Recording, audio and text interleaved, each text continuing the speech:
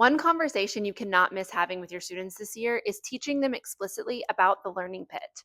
The learning pit comes from James Nottingham, who has developed this idea that this visual model that helps learners to understand that productive struggle is a part of learning. It helps to normalize and connect kids to the idea that learning isn't magical. So, going back to our original conversation about the effort and hard work that it takes to actually learn, and helping kids to be more comfortable with being a little uncomfortable. I love the way that James Nottingham's work really connects and draws a great through line to the work of Carol Dweck in around growth mindset. So when we're having conversations in the early days of setting up your classroom community and you're establishing a culture of learning and a culture of making mistakes and struggling together, this is a great opportunity to really impact that and create a visual model that will stick with kids for a very long time. Right before I jump into teaching math class, I have a quick gather up conversation. We call these community conversations. We have a lot of these that we've developed and written out more fully that will include a link down below in the description so you can download those for free. These are great conversations to have to really set the tone for a culture of learning in your classroom. So as we gather together, we really think about the explicit model, and I tell students that there's this thing that I want them to know. I tell them that there's this thing that's called a learning pit, and that this is the pit, and that if I were to just be in a classroom where every single thing that was being presented to me just felt so easy, I just felt like, ooh, I knew it. Everything that I'm hearing is feeling like, oh, I already know this. Then I ask them the question, would that be learning? If I just knew everything just like that, would I actually be learning anything? And they quickly can tell you, my second graders will tell us, no, that wouldn't be learning. You just already know it. And I'm naming that exactly. So, what does learning actually feel like? And I'm asking that question, what does it feel like to actually learn? And kids from the start will begin naming things. It feels hard. Sometimes I feel nervous.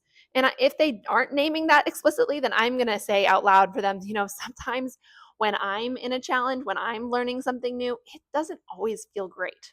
Sometimes when I'm learning something new that feels hard and I don't really know it, I can kind of feel like, oof, this is really challenging and it feels a little dark. Has anybody else ever had that same thing happen?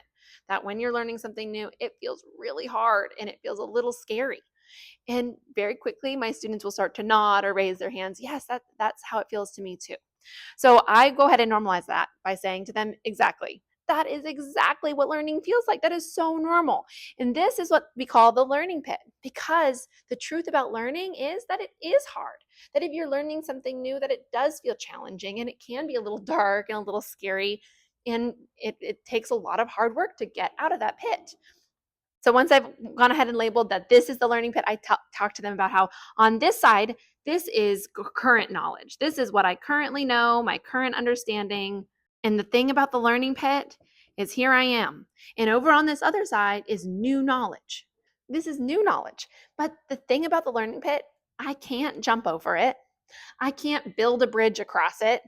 I can't really get to this new knowledge without actually going through the pit. So it actually takes the effort of going down into the pit, choosing to learn, choosing to want to be challenged and to figure it out. Then I'm down here in the pit and it might feel a little dark. It might feel a little scary, but I'm like in it. I'm choosing to be in it. And then in order to get out of the pit onto the other side, I have to really work hard. It takes a lot of hard work and effort, but I'm going to do it. I'm going to climb. We're going to climb out of that learning pit, because once I work really hard, after that enormous amount of effort, here I am on this other side. And now I have new knowledge and new understanding. It's taken hard work, but I've done it. This is my favorite part, because then we feel like, oh, that's the finish line. And oftentimes with my kids, I'll say, and you know what the great part is? Afterwards, waiting on the other side of that learning pit is just another learning pit, because there's always something new to learn. Now, these conversations aren't separate. This isn't a separate part of my day. I don't have an SEL block. The reason being, we want the conversations to be authentic to learning.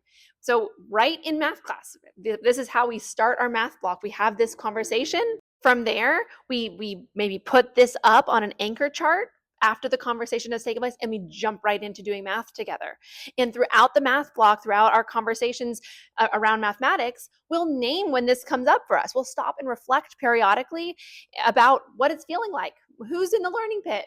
And these conversations allow for this growth mindset work to become real.